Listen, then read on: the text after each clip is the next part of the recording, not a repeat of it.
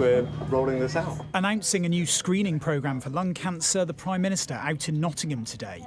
But still locked in a standoff with some health unions, Rishi Sunak also hinted he may overrule pay recommendations for junior doctors if he deems them too high. People need to recognise the economic context we're in, and I'm going to make the decisions that are the right ones for the country. That's not always easy, people may not like that, but those are the right things for everybody, that we get a grip of inflation, and that means the government not excessively borrowing too much money and being responsible with public sector pay settlements. They look awful. Also out on the wards, Labour adopting an altogether blunter tone. They're definitely the worst hospital I've ever been in.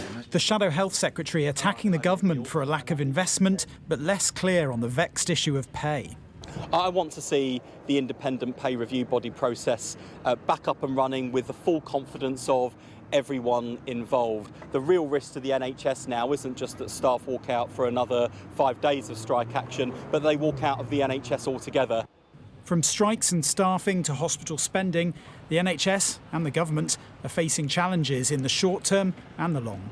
In the months ahead, further walkouts by doctors may frustrate the Prime Minister's promise to curb waiting lists. But there's also the risk of pay and conditions causing more health workers to leave, a worrying prospect for a service already short on staff. Analysis by the charity The King's Fund has found the UK has 3 practising doctors per 1,000 people, while Germany and Denmark both have around 4.5. On nurses, the UK figure is also low, at 8.5 per 1,000 people, compared to 12 in Germany and 10 in Denmark.